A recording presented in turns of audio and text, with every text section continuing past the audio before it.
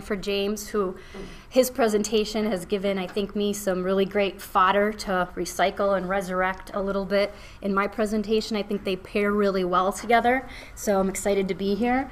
And at that, we'll be moving forward. So, as Tim mentioned, I am here representing WISE, or the Wisconsin Initiative for Stigma Elimination. I imagine we might actually have some WISE members in one of our satellite locations, so if so, I want to say hello or good morning to you. And we are a statewide coalition bringing together organizations as well as people with lived experience to bring about evidence-based practices for stigma elimination related to mental health challenges. And the majority of people really do speak from that perspective of having lived experience, either for themselves or as a family member of somebody who does have mental health challenges. And here are a variety of our WISE partners spread across the state. Probably not all represented up here, but a good number of them are, such as MHA, NAMI, DPI, Youth Empowered Solutions, and a variety of other people. So I said that we are based on eliminating stigma and bringing about evidence-based practices designed to decrease stigma related to mental health challenges. But what do I really mean when I refer to stigma? Broadly, that there are negative, hurtful, debilitating ideas that can become beliefs that then drive discriminatory actions geared towards people of oftentimes marginalized groups. And there are a variety of different types of stigma. They're listed up here. Internalized stigma, which I'm going to refer to again in a minute here, this sense that we come to believe some of those hurtful, debilitating things that we hear from others. Public stigma that we might experience in our interpersonal lives, in our day-to-day lives, with those closest to us, with people with whom we interact.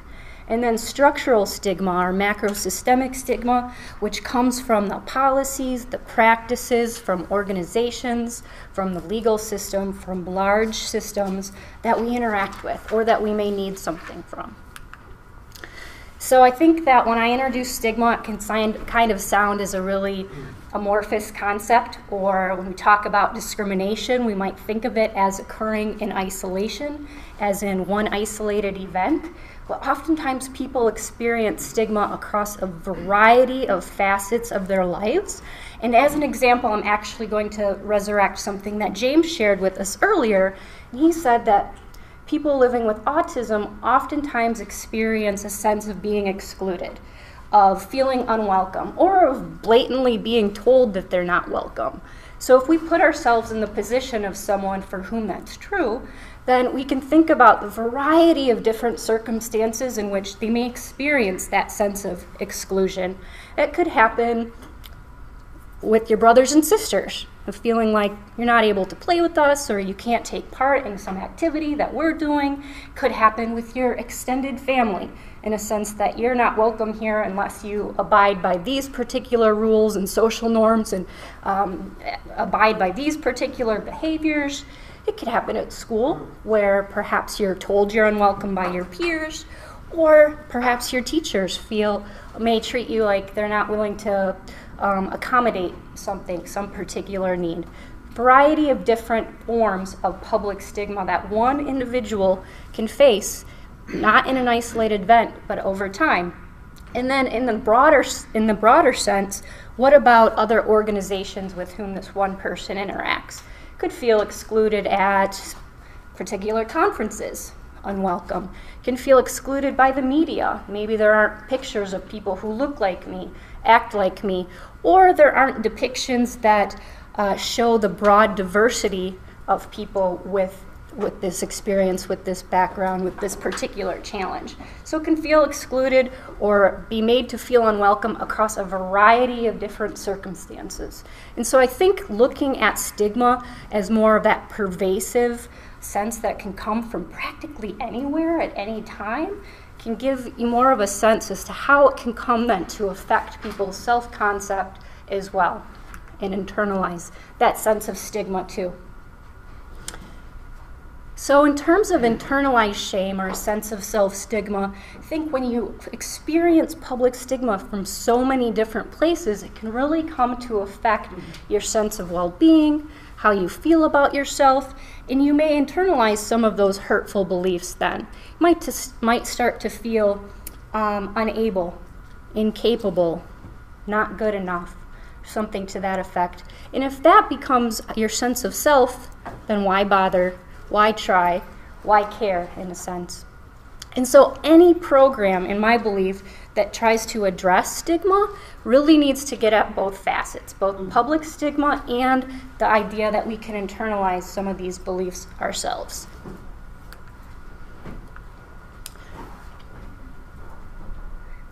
This up here is meant to represent that stigma differs for each individual person. So the stigma that I experience as a white middle-class woman with social anxiety disorder is not necessarily akin to someone who looks, acts, comes from a very different background than me, and also lives with social anxiety disorder.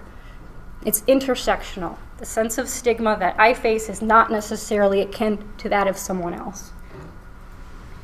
However, one of the programs that we have at WISE and that Tim introduced to you and that I'm going to share with you today, the Honest, Open, Proud program, is really meant as a framework for making disclosure-based choices regarding any facet of one's identity that can be construed as stigmatizing or marginalized in some way, which is why I think sharing it with different communities is really fabulous because it has such a broad-based applicability to different people. I want to share with you a couple things that we know about stigma change, and these are the protest, education, and contact strategies are the three main ways in which researchers have tried to address stigma within the mental health community, but also in different communities. Protest is essentially what it sounds like, advocacy, coming out in arms against something that is stigmatizing. I think a really fabulous example James shared with us today is the students who are protesting gun violence in schools. And so protest strategies are one way in which to try to reduce stigmatizing beliefs and actions. Can be really effective, but the caveat to that is that when one side comes out in arms advocating for something else, the other side does as well. So there's always that possibility. In terms of education, stigma change efforts, this is exactly what it sounds, trying to change the myths and misconceptions that are out there and that exist about a particular community or a particular group of people. Well, what we find in research is that education strategies oftentimes show short-term change in people's beliefs, but then sometimes opinions and beliefs revert back to their original stigmatizing belief or stereotypical belief when you're encountered with something that counters what you learned in the educational intervention. Contact, then, is what has been shown to be most effective in terms of decreasing stigma. I see some heads nodding, so that's good. I think you're familiar with it to some extent. Contact, just having day-to-day interactions with people who have lived experience, who can share with you not only their struggles, not only their challenges, but also their resilience, their strength, their successes, and so on and so forth. It's really, really powerful in order to be able to do that. But unfortunately, the very reality of living in a stigmatizing world makes that really difficult, really hard for a lot of people. And so the vast majority of people are not staunch advocates, are not out sharing their story loudly and proudly, but are instead making day-to-day decisions in their lives about who to tell what to and how to do so, and whether or not to. So the Honest, Open, Proud program, in my mind, really fills an important niche. If not everybody's out being an advocate, what do we do about the rest of the people who, again, are struggling with making those decisions with their family, with their teachers, in the workplace, on social media, in the various different settings in which they interact or in which they have a particular need? So I'm going to share with you today kind of the overarching crux of the program, because I think that it's a really fabulous way in which to either make these decisions yourself or to help somebody else, to guide somebody else in making these decisions as well. Now, the program is designed as a small group program. About 4 to 8 people, I think, is ideal in terms of doing it as a program. But what we've heard is that a variety of people, a lot of people, actually the majority, use it more as a framework in one-on-one conversations with their students, with their clients, with their patients, with their children, or in their own personal lives. And so when I share it with you, I don't want you to think of it just as a program, but instead to think, how can I use this in guiding someone else's decision around disclosure, or perhaps in framing my own? So it's based on an evidence-based program designed by Dr. Pat Corrigan at the Illinois Institute of Technology. And it is shown to decrease levels of stigma stress, increase self-efficacy surrounding disclosure, so to increase the sense of confidence you have if you decide to share part of your story, and a heightened sense of personal empowerment and lower levels of depression, particularly in girls.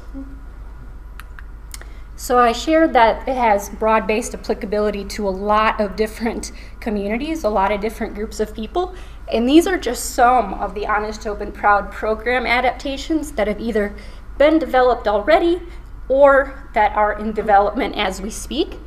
So we have a generic version designed for youth who are experiencing mental health challenges. However, there are some that are a bit more tailored. There's one that's specific to community of people living with Tourette's and associated tic disorders, because that disclosure choice can be different in some aspects if you have potentially a more visible type of a challenge. It's being adapted currently by actually a group of people in Oregon for sexual and gender minorities. The disclosure process very similar and very akin to that community. It's being adapted by a group in Chicago for people who have made attempts on their life. And we are doing research currently on a version that is for parents and caretakers of young people who are living with mental health challenges. And what's been really fascinating to me in leading these groups is to see how parents are applying the framework then with their kids. So they are not only finding value in the framework for themselves, but they're taking it and teaching it to their children, or want to teach to their children, which is really cool. And they are naturally applying it to other facets of their identity as well. So in the last group that I led, there were 4 women in my group, and one said, "This can give me a framework for how to talk about the fact I had a miscarriage." Another one said, "This gives me a framework for how I talk about my husband's substance use issues." And another one said, "This gives me a framework for how to talk about being a foster care parent of a child of a different race." So I think then just in terms of its translatability, it's pretty self-evident how it can be useful in a variety of different circumstances. So I mentioned my belief earlier that I think actually, let me back up here. So James shared with us some really amazing guidelines used at anime conferences for helping to share social norms with people, and in a way that's really upfront and in your face. We do the same in our program. The very first lesson has a kind of guidelines discussion, and yet it is lackluster compared to what James shared with us. And so I think I actually want to steal that or tailor it a bit to the program. We suggest up front that confidentiality, respect, and all opinions count are kind of our core guidelines that we abide by. And then we engage in conversation with participants to kind of co-create what those mean. Kind of lay the groundwork for our lessons together. Now, as a program, this is designed to be done in either 5 or 7 sessions. But again, because it's so adaptable and we want it to be useful in a variety of circumstances, we suggest that you use it in a way that works for your organization or for the population you work with. So we have some organizations that have done it in an entire day, some who have split it up into 2 lessons, and others who kind of just pick and choose which strategies or which tools they think are most relevant on that particular day. So as I go through this, I'm going to talk broadly about the strategies that are implicit in the Honest, Open, Proud program, but I want you to take and apply it to your own circumstances and think about either how could this be useful for kids I work with, if you're a teacher, a social worker, or something, someone who works with kids closely, or if you have a child who has a mental health challenge or a disability of some kind, how might this be helpful in helping them make decisions about disclosure, or how you can apply it to yourself. So I mentioned that I think that any program based around stigma has to really address both self-stigma as well as public stigma. And we really start out thinking about the story we tell ourselves, because that then becomes a part of the story that we tell others. And so we start off kind of emotionally laden with thinking about what are some of those beliefs that we've internalized? What are some of those hurtful beliefs that we have? And addressing them and learning a strategy for how we can reframe them. And so we start with the recognition that everybody has hurtful beliefs about him or herself. That's just reality. You don't have to have a mental health challenge in order to have hurtful beliefs about yourself. You don't have to have experienced stigma across every facet of your life to have hurtful beliefs about yourself. But hurtful beliefs we teach are those that are limiting, those that are hurtful about yourself, and those that you've gotten from somewhere. So if you have been exposed to a variety of different people or places suggesting you're not welcome, then you might come to think, wow, I'm really not welcome, and here's why. I'm not welcome because there's something wrong with me. Something to that effect. And we do that by getting people to think about the different facets of their identity and who they are, what makes them who they are. I've written up here on this self-talk puzzle here a variety of different facets of one person's identity, or potentially. And then listing what are some of the core beliefs that I have related to that part of who I am. So one person might think of themselves as a student and have both helpful and hurtful beliefs about their role as a student. I'm really great at math, and I suck in English, and here's why. Or might have a bunch of helpful beliefs about who they are as a student, but a lot of hurtful self-beliefs about who they are as a friend. And when doing these self-talk puzzles, we really emphasize that one of the roles or identities that we have people list their helpful and hurtful beliefs about is whatever it is that we've come together to talk about. So if it's mental health challenges, here's some of my beliefs about being a person who lives with a mental health challenge. If it's parents of people with mental health challenges, here's some of my beliefs about being a parent of someone with a mental health challenge. And I'm actually going to stop here. I'm going to ask you all to play along and actually list one of your own hurtful self-beliefs, because I'm going to teach you a strategy that I think is really powerful for how to reframe them. And it will work a lot better if you're doing it yourselves. And I promise I will not put anyone on the spot. You need not share them. This is completely private. And I can't see everybody on the video feed by any means, but I'll ask you to do the same. So maybe I'll just give you a minute to try to think of one related to any facet of who you are.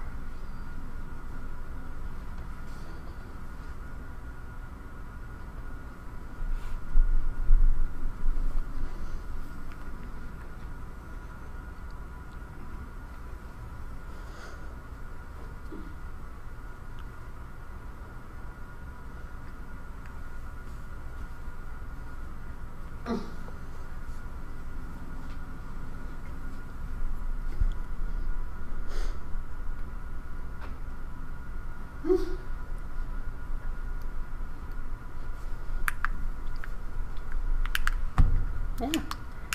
Went too far. Colts. Okay, there we go. All right, and we're not leaving on a downer for the first lesson by any means. Instead, we teach a strategy for how you can counter or reframe these negative beliefs. And if you're a facilitator of this program, I really like the idea of doing it as a puzzle, like we did here. So if we have, here are some negative ways in which we feel or think about ourselves, then when we create a counter, symbolically, I think it can be pretty cool then to see a helpful belief on the other side. But for the sake of doing this here with you all today, we'll just walk through it as is. So, our 5 steps to reframing hurtful beliefs about yourself. The first is just to notice and name the hurtful belief, which if you took my recommendation to identify one, you've already done. So you would have already done step 1 down here on the bottom. So, as an example, because this is a rather abstract process, so I'll walk through it myself and share with you one of my own hurtful self-beliefs. As a person who has struggled with mental health challenges over the course of my life, when I was younger, I really thought there must be something wrong with me because I need medication in order to regulate myself. That could be a belief amongst people with mental health challenges, people with various disabilities as well, and it's quite a common one. So, my step 1, I must be broken because I need medication. I must be sick because I need medication. Number 2, just going from step 1 to step 2, I think is really, really powerful because we're taking ourselves away from thinking about our beliefs in regards to ourselves and placing them onto other people. And most of us are much harsher on ourselves, quite frankly, than we are on other people. We have much less self-compassion than we do compassion for other people. So if I want to universalize my belief, I might say something akin to, people who need medication are broken. And for me, that already kind of divorces it from its power. It sounds quite silly. Now granted, I've done a lot of work in terms of my recovery. It wasn't automatic that I might think, wow, that's a really silly belief if I place it onto other people.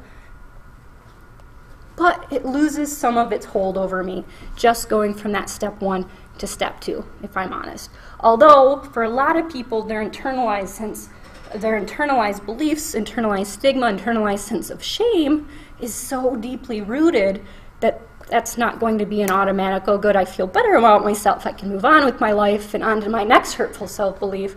Take it a little bit further. Steps 3 and step 4 are to do some reconnaissance, to do some digging, to research a bit whether or not other people have those beliefs, whether or not other people whose opinions we value would promote those beliefs. So in my case, I might identify my parents or my therapist or my partner as people who I trust and whose opinion I value and who I could go to see whether or not that belief holds water, has any weight to it. And hopefully I've chosen well. Hopefully I did not choose people who would validate my opinion. And so I might ask my therapist, do you think people who take medication are broken or flawed in some way? And hopefully she'd say, no, lots of people take medication. My mom was in the medical field and might say, do you believe that about people with physical ailments? If not, then why would you believe that about people with mental health issues? My partner or a friend might say, wow, I take medication too. Does that mean that I'm broken as well? So essentially, I'm doing some digging to see whether or not my belief is something that other people would buy into. And if I've done that, and hopefully I've found that it does not hold any weight, then I can create a counter. I can create a more helpful belief. And for me, that needs to be something that's believable, because otherwise you're never going to internalize it into your self-concept. I think a lot of people have really good BS detectors, right? And so if you go from there's something wrong with me because I take medication to I am fabulous, it's not going to be something that is internalized for me in any case. And so it has to be something that's a bit more believable. Medication helps me function. Fact-based, something simple, something I can remember, something I can pull out of my back pocket whenever that hurtful belief starts to crop up. So this is one example, I think, of where the tools and the strategies in the Honest, Hope, and Proud program can have really broad-based applicability, because you can have a hurtful belief then again about any facet of who you are. And if you can identify a hurtful self-belief, you can walk through this process.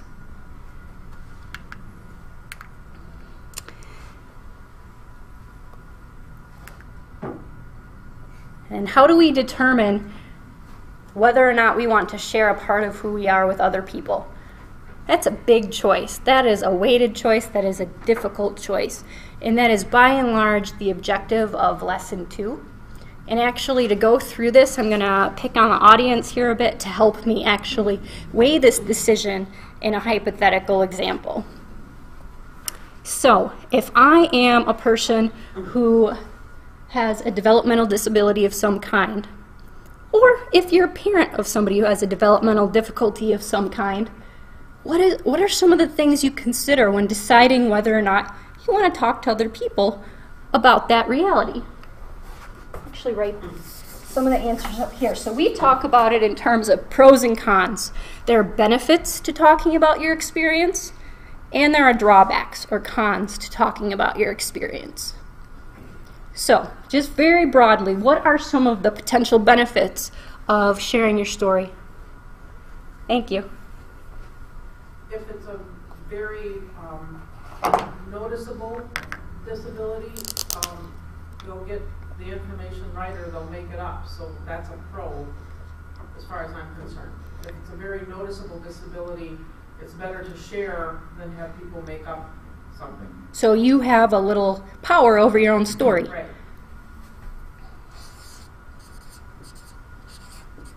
James, did I see your hand? If something can't be hidden and you try not to disclose, people are going to try to explain behaviors no matter what. Mm-hmm. And you might find yourself in a situation where people are going to attribute your behaviors to something that's completely different and possibly negative without knowing the real story. Sure.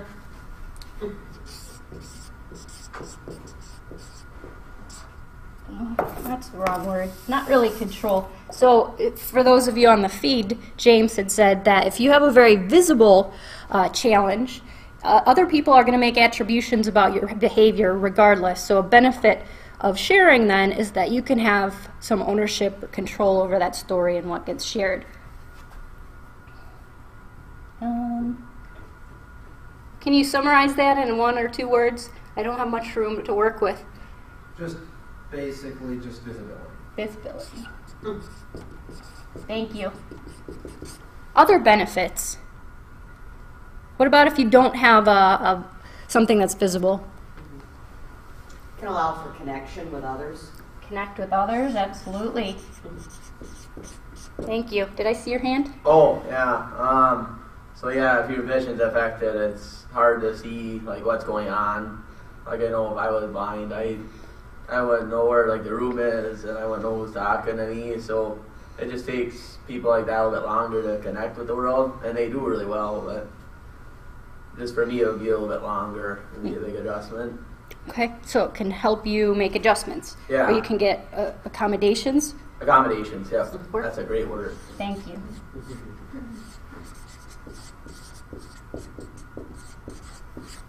Like understanding vocabulary, it's kind of a struggle I've had ever since middle and high school, understanding what new words mean. Just reinforcing it by seeing the accommodations office or just meeting a speech teacher and that to really help. Sure. So accommodations or other needs can potentially be met. Does that work? Yep.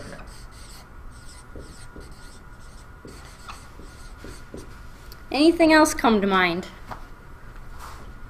It eliminates surprises. Because if you have a disability that's not visible, but eventually it will reveal itself. It can be very surprising and upsetting to people when it is revealed in a surprising way. If you've warned them ahead of time, it eliminates that surprise. Eliminates the sense of surprise.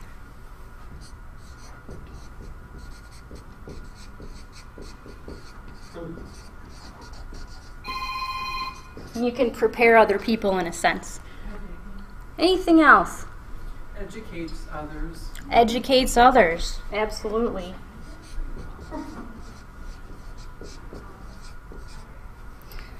Anything else? Any other way in which sharing might impact other people?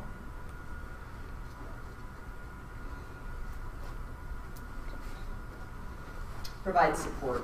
You can provide support for others potentially.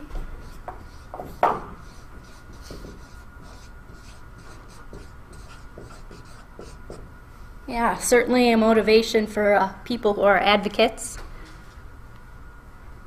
Well, it reduces if the person has concern or anxiety because they're encountering a person that they don't know what, they've never seen a person like that, or they don't know what the behavior that they're seeing is. By telling them, then they don't have to be concerned or worried about this person. Yeah, can potentially decrease anxiety either because of how somebody responds, or you just get it off your chest. You get it out in the open. So, decrease anxiety. The other one I hear oftentimes is just the sense of being authentic and genuine with other people. That there's a real power in shared vulnerability. So that's one side of the spectrum, right? But then there are a variety of drawbacks too, or potential cons. So I'm not going to write these on the board because one, my writing is horrible, and two, I'm kind of running out of room here, and three, going forward, I kind of want to emphasize the pros as becoming reasons for disclosure. But what comes to mind is some of the cons of talking with others. Of just talking with others? Of talking with others about your challenges, your struggles. Well, one thing is they might ask like a personal question, and then you don't know how to answer it, and then you answer it wrong. That's happened to me before where I've answered it wrong. And I get kind of nervous, and I just have to say something. Yeah, it can be anxiety producing regardless of whether you answer wrong. Yeah. Yeah. No, just letting you know. Yep. We got 10 10 what? minutes. 10 minutes, okay. That's because I'm getting so many fabulous Yes. answers, and I'm long-winded. So, stigma. Stigma is a big one, potentially. Or if you're a young person, bullying, or responses that you might get from others that can be heart-wrenching and crushing, or emphasize those negative beliefs you already carry about yourself. So there are pros and cons, and part of the program is getting people to weigh pros and cons for themselves in a variety of different circumstances and settings. So I asked you to create a list of pros and cons really broadly, and you did a fabulous job, so thank you for playing along. But then we start to break it down and to be a bit more contextual, to think about what are the pros and cons of talking to your family? What are the pros and cons of talking in school or at work? For young people especially, what are the pros and cons of sharing your story on social media? And some of those pros and cons will be really, really unique. And then we also emphasize that you have a variety of different options in any social setting. It's not black or white. It's not yes or no. It's not yes, I'm going to share everything and anything. You have some power over your story and can set boundaries around it. So the 5 different options that we share with people are listed up here in kind of this cartoonish way here. Social avoidance, so you just decide you don't go. Perhaps you have social anxiety, so you're just going to stay home and not bother. And that carries with it pros and cons of choosing social avoidance. Perhaps secrecy. I go, but I don't tell anybody anything under any circumstance. Again, has pros and cons. Selective disclosure is what most people decide upon, and that is the sense I'm going to be really strategic about who I share what to, and really thoughtful about what I share with them. Open disclosure, then, is I'm going to tell anybody who asks me the truth. So maybe somebody asks me why I carry this little squishy thing around. It would then be incumbent upon me, if I choose open disclosure, to tell them it's part of how I deal with my social anxiety. And then broadcasting is this idea of advocacy. I'm going to share loudly and proudly in order to try to help other people.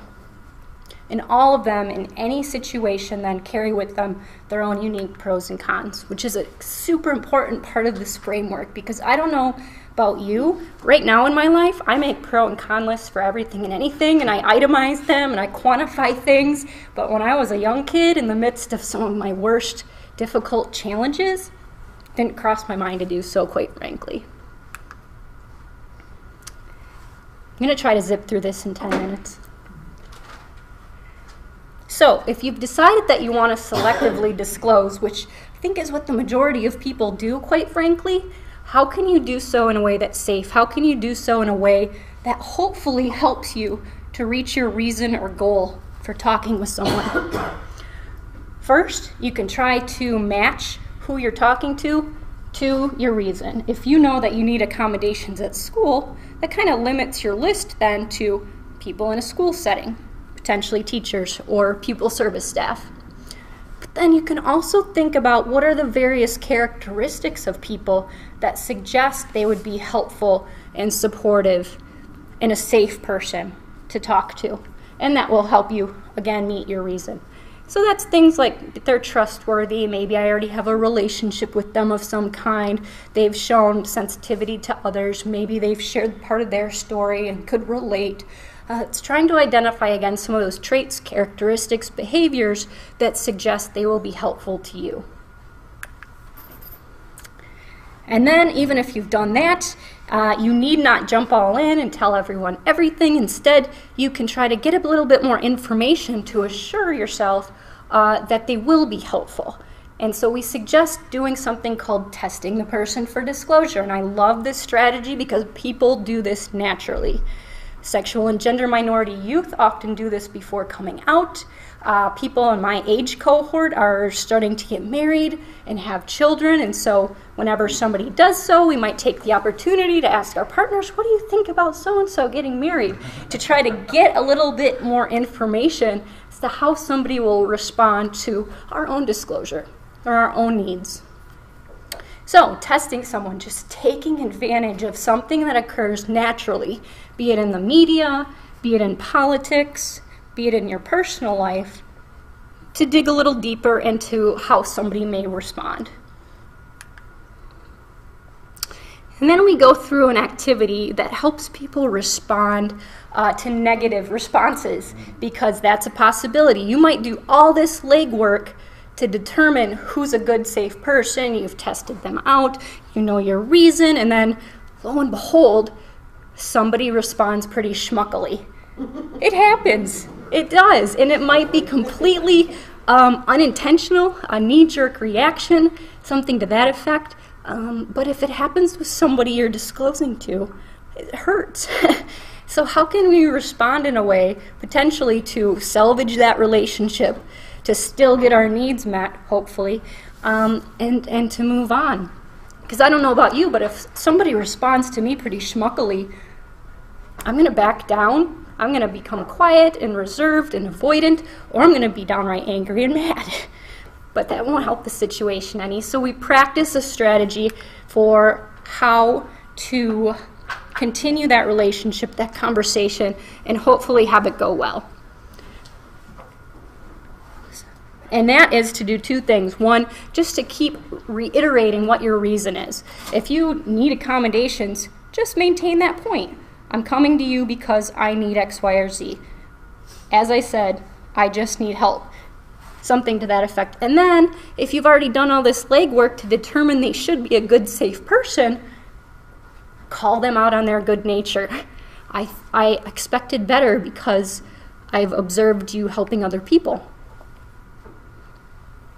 So that's one tip that we share. But we also develop a more streamlined and individualized coping plan, coping strategies for how to manage and prepare for these, what can be really difficult conversations. Lesson 4 is where people are given the opportunity, if they so choose, to share their story, and we really emphasize that it's an opportunity to do so rather than an expectation. because we've taught you a process for weighing your pros and cons, and so if you've decided it's a good opportunity to do so, then you're given a chance, and you're given a chance to get feedback, positive feedback from other people about your story. And we put some really streamlined, strict boundaries and guidelines around sharing, around the length of how long you get to share, around that there will be no criticism of people sharing, and that everybody else in the group will respond with compliments or affirmation thereafter, but allow you to do so in whatever means feels comfortable and safe to you, and to express yourself, be it in the way of a rap song, a poem, a story, reading something, or however you see fit, basically. Lots of different ways to share your story, lots of different ways to do so in the program. But the one thing that we do emphasize, regardless of how you choose to share, is that it emphasizes not only the challenges and struggles that you have faced, but also the resilience, the strength, the wisdom that you bring as a result. And so we ask that about 50% of the storytelling be about that aspect of your story as well.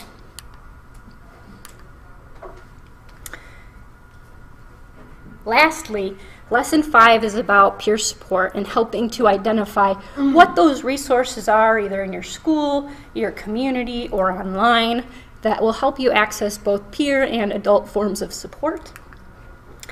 And we provide for you one means in which to indicate that others in your environment wish to be a safe, supportive person. So we try to make this process a little bit easier for people. They don't have to do all the legwork themselves by creating what we call our safe person decals. And this, as it says up here, I seek to listen and support. So if you display the decal, then you are a person who wants to be a safe, supportive, helpful person for others that they can disclose to, that they can feel safe disclosing to. And we've purposely made the decals really broad so that it's applicable to people sharing with you any aspect of who they are, anything they're struggling with, any particular challenge. We've given out over 30,000 of these, and I think it'd be really fabulous if every high school in the state were to display them, actually. The second part of the decal are promises that you abide by, or that you seek to abide by if you display the decals. They are, you can learn more actually at our, sorry, I'm feeling rushed. Sorry to go over. Well, that's only because you're being rushed. I want to affirm your feeling. I appreciate that. Sure. So the decals, like I said, we want to share with you. I did not bring them today purposely because I want you to order them, because we can track you then. And so if you go to safeperson.org, you can order decals. We will ship you one or a bulk of them if you have a large event. You can also see a training guide on how you can teach other people to abide by the 7 promises, or to put them into practice. And there are little video skits as well from high school students who actually show what the 7 promises look like, which I think is pretty fabulous. So I will be actually going back to Milwaukee after talking here today. It's an hour or so trip. And if I get a bunch of emails from people saying, I want decals, I would be so stoked. Otherwise, I know it's kind of hard doing this kind of video format, so I just want to share my website or my email address with you up here in case you are interested in the Honest, Open, Proud program and a more thorough type of training and how it can be applicable for your particular community. We can set that up, be happy to work with you in order to do so. We provide these trainings all over the state and in partnership with a lot of really fabulous organizations and partners. And then you can also email wise@wisewisconsin.org if you want to learn more about this particular program, or order decals that way as well.